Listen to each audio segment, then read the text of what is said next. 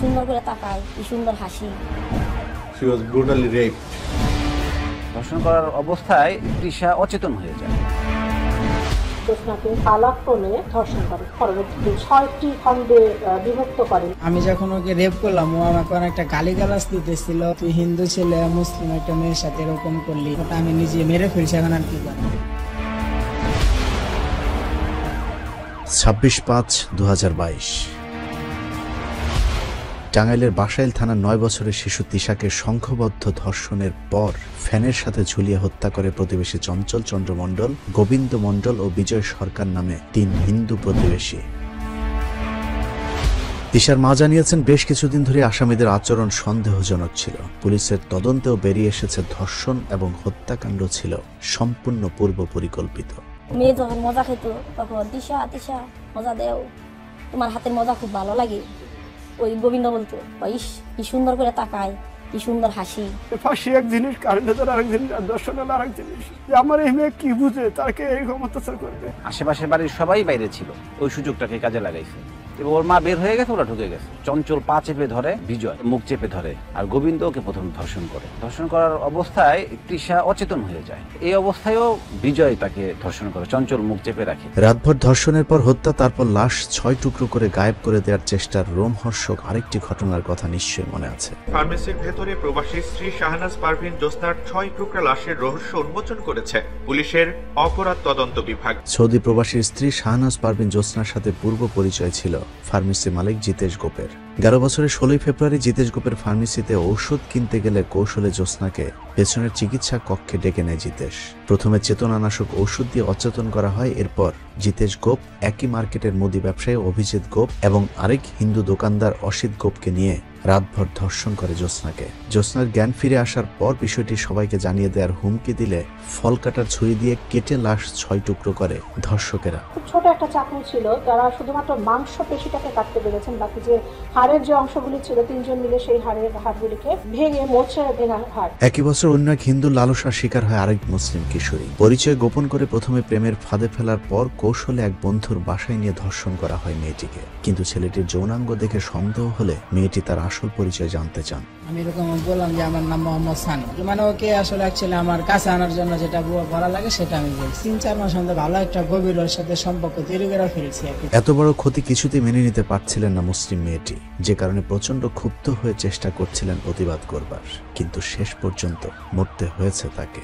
আমি যখন ওকে রেপ করলাম, ও আমাকে অনেকটা গালিগালাজ দিতেছিল, এটা কি করলি তুই হিন্দু ছেলে মুসলিম একটা মেয়ের সাথে এরকম করলি, এটা তুই ঠিক করলি না। আমি আসলে নিজেও অসহ্য হয়ে গেছিলাম, অসহ্য পরে আর কি ওটা আমি নিজে মেরে ফেলছি, এখন আর কি করব। একজন মানুষকে ধর্ষণের পর হত্যার ভয়ঙ্কর বর্ণনা এত নির্ভয়ে দেয়া যায়, নাকি এর পেছনে কোনো ভরসার জায়গা আছে? যদি থাকে তাহলে সেটা কি? এতক্ষণ যে ঘটনাগুলো শুনছিলেন তা কি শুধুই নিয়মিত অপরাধ, নাকি পরিকল্পিত মুসলিম হত্যাকাণ্ড? সেটা জানতে এর মূল শেকড়ে হাত দিতে হবে। ভারতে লাভ জিহাদের নামে মুসলমানদের উপর ব্যাপক নিধনযজ্ঞ চলছে।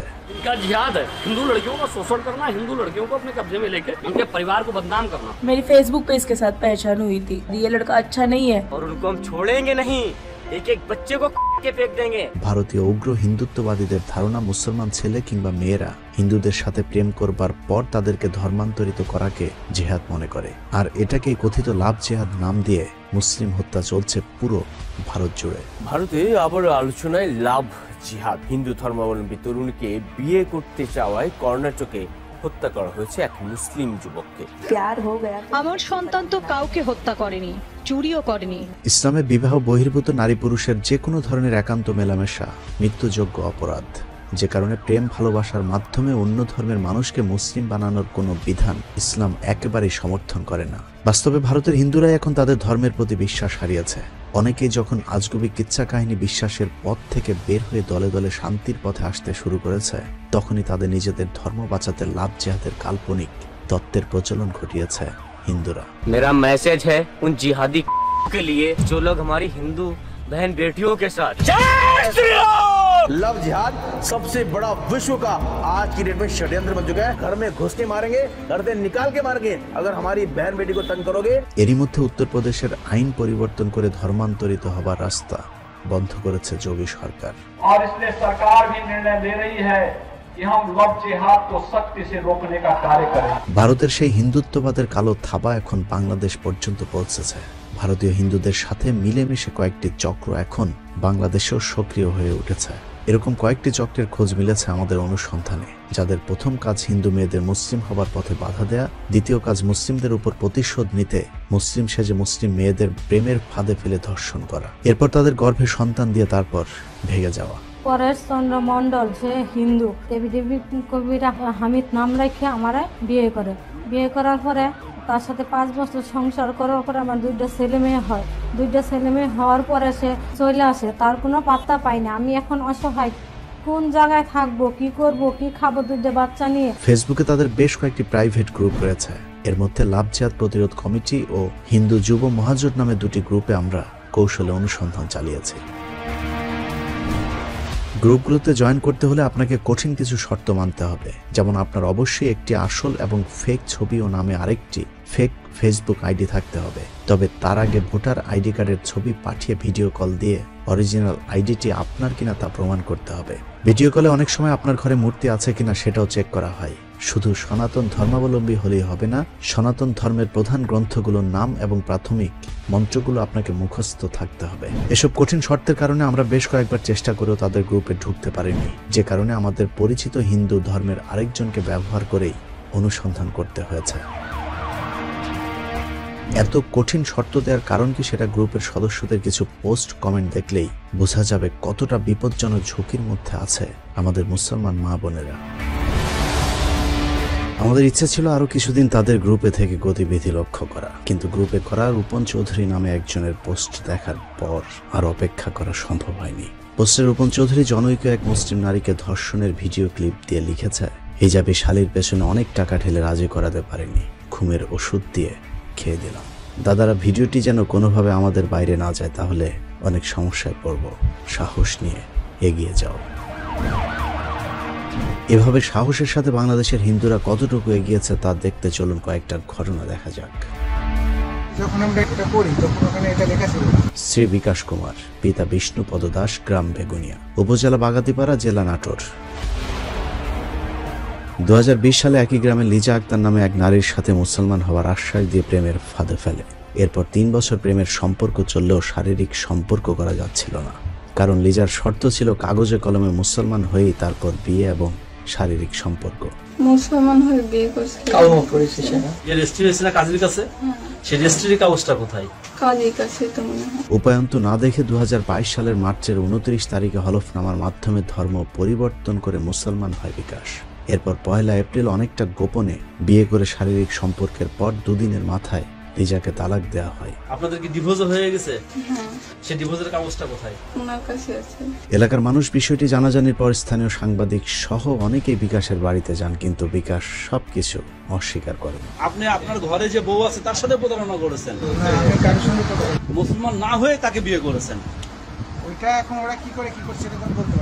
পিরোজপুরের স্বরূপকাঠির সমীরণ মণ্ডলের ছেলে বাঁধন মণ্ডলের বাড়ির বারান্দায় বসে কান্নায় ভেঙে পড়া এই নারীর ছদ্মনাম মাহিয়া। এভাবে সবকিছু করে টরে আমি যখন ও মুসলমান হতে চেয়েছি। মাহিয়ার সাথে 2022 সালের জানুয়ারিতে বিয়ে হয় বাঁধনের। কথা ছিল মাহিয়ার জন্য সবকিছু উজাড় করে ইতিহাস তৈরি করবেন বাঁধন মণ্ডল। করলেনও ঠিক তাই। ও সারা পৃথিবী ছেড়ে দেবে আমার জন্য, ও আমাকে বিয়ে করে ইতিহাস বানাই দেবে 7 নাম গুয়ারে খায়। ভালোবাসায় মুগ্ধ হয়ে পরবর্তীতে ধর্মকে প্রাধান্য না দিয়ে বাঁধনের ইচ্ছে মতোই বিয়ে হয়, কিন্তু বিয়ের পর কদিন ভোগ করে মাহিয়াকে ফেলে বাড়িতে চলে যান বাঁধন মণ্ডল। ভালোবাসার টানে মাহিয়া এখন পিরোজপুরে, কিন্তু মাহিয়ার আসার খবর শুনে বাঁধন তার আগেই পালিয়েছে।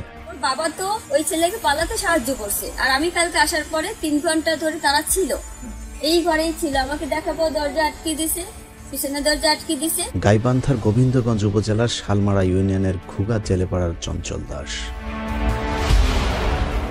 গেল 17 মে আইমান আলী নামের ভুয়া জন্ম নিবন্ধন সনদ দেখিয়ে রেজিস্ট্রির মাধ্যমে রোজিনা নামের একজনকে বিয়ে করে। বিয়ের কিছুদিন পর বাড়ি যাওয়ার কথা বলে আর ফিরে আসেনি চঞ্চল দাস ওরফে আইমান আলী।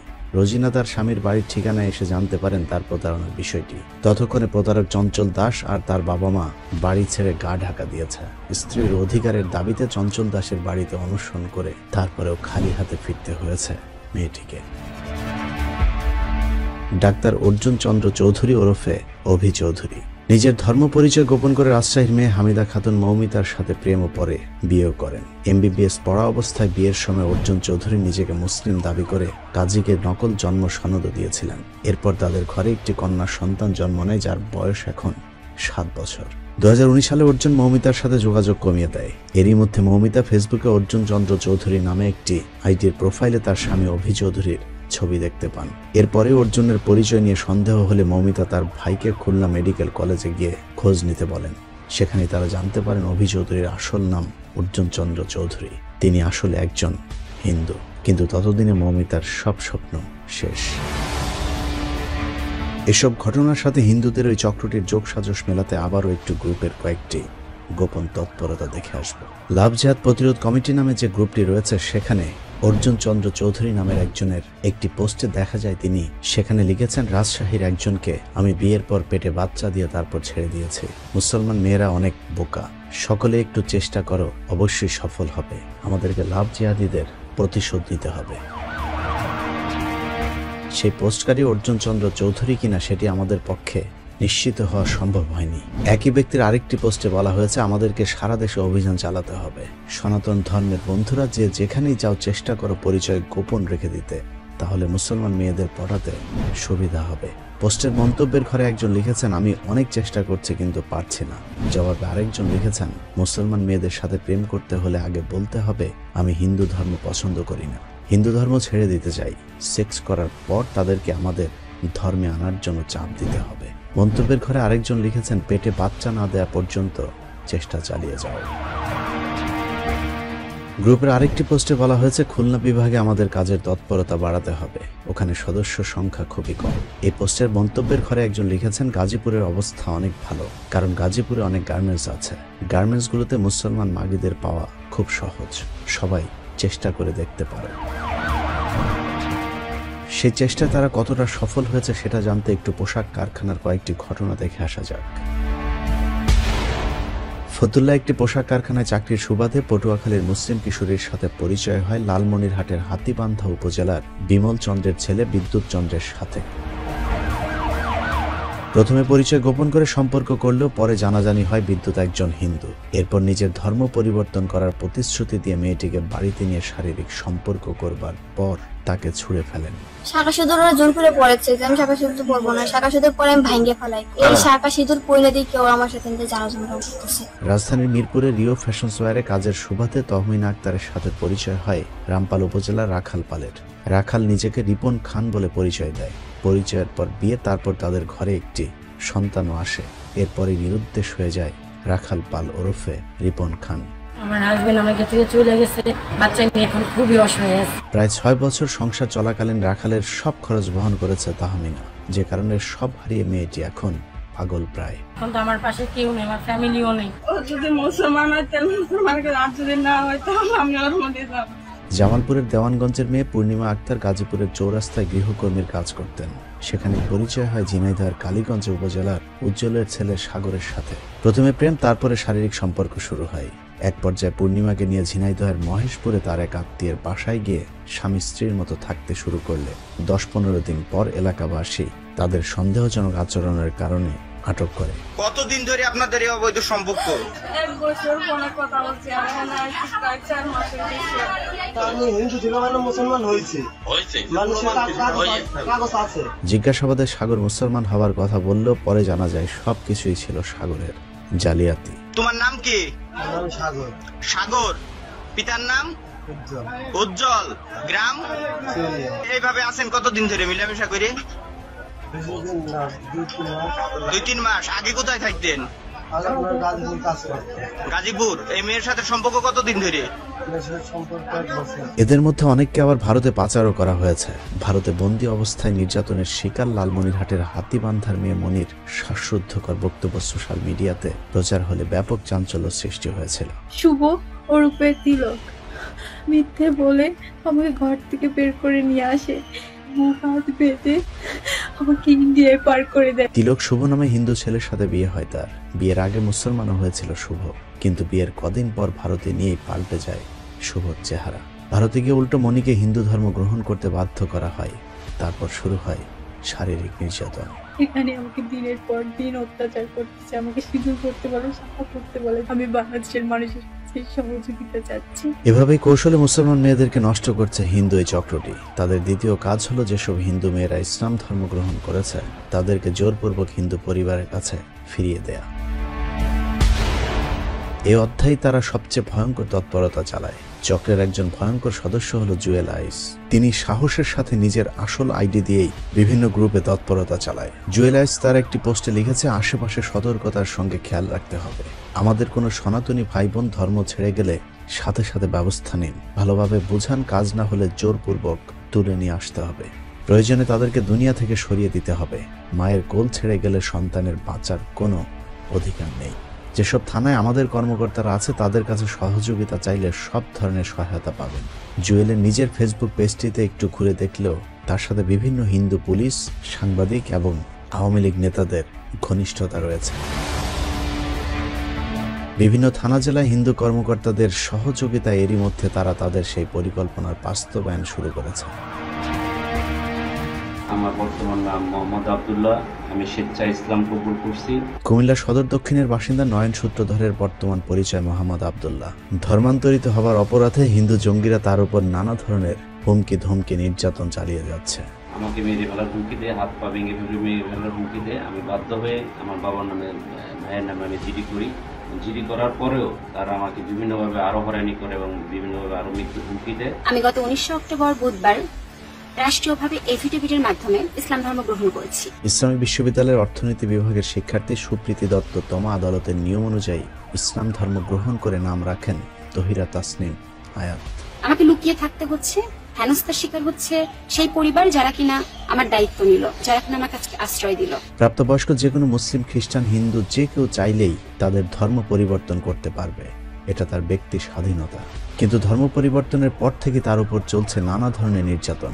আয়াত তার জীবনের নিরাপত্তার জন্য তার গ্রামের বাড়ি চুয়াডাঙ্গার আলমডাঙ্গা সহ সারা দেশের মুসলমানদের কাছে সহায়তা চেয়েছেন। আমি প্রশাসনের দৃষ্টি আকর্ষণ করছি আমার নিরাপত্তার জন্য, আমার বর্তমান পরিবার, আমার স্বামী, আমার শ্বশুরবাড়ির নিরাপত্তার জন্য। হিন্দু যুব মহাজোট নামে যে গ্রুপটি আছে সেই গ্রুপটি মূলত উগ্র হিন্দুত্ববাদী নেতা গোবিন্দ প্রামাণিকের সমর্থকেরাই পরিচালনা করে, যিনি তার উগ্র হিন্দু সমর্থকদের নিয়ে শপথ করেছিলেন বাংলাদেশকে আবার অখণ্ড ভারতের অংশ করবার। আমরা যেন একসময় ভারতের অঙ্গ ছিলাম, আমরা আবার সেই অখণ্ড ভারতের অংশীদার হতে চাই। এছাড়া রয়েছে রানা দাশগুপ্ত এবং শ্রী অরবিন্দ রায়, যিনি বিভিন্ন সময় বুক ফুলিয়ে ভারতীয় বিভিন্ন গ্রুপের সাথে টক শোতে মুসলিম বিদ্বেষী আলোচনায় যুক্ত হয়ে থাকেন। এজন্য আমরা অখণ্ড ভারতেই বসবাস করছি। আমি প্রতিনিয়ত একটা দুইটা এরকম মেয়ে উদ্ধার করে তাদের সহযোগিতা করার চেষ্টা করব। এরকম কিছু হাই প্রোফাইল হিন্দু নেতার পুলিশ কর্মকর্তারা মিলে এই চক্রটিকে সহায়তা করে যাচ্ছে। আমাদের অনুসন্ধানে তুলে ধরা সবগুলো ঘটনায় এসব হিন্দুত্ববাদীদের সংগঠনের দ্বারা সংগঠিত কিনা তা প্রমাণ করা আমাদের কাজ নয় বা সম্ভব নয়। তবে যারা 24 ঘন্টা আমাদের ফেসবুক, ইউটিউব চ্যানেলকে নজরদারিতে রাখেন তারা চাইলে সব রহস্য উন্মোচন করা সম্ভব। কিন্তু সেটা যেহেতু আপাতত সম্ভব নয়, তাই আমাদেরকে সচেতন হতে হবে। আশপাশের হিন্দুদের প্রতি সতর্ক দৃষ্টি রাখুন।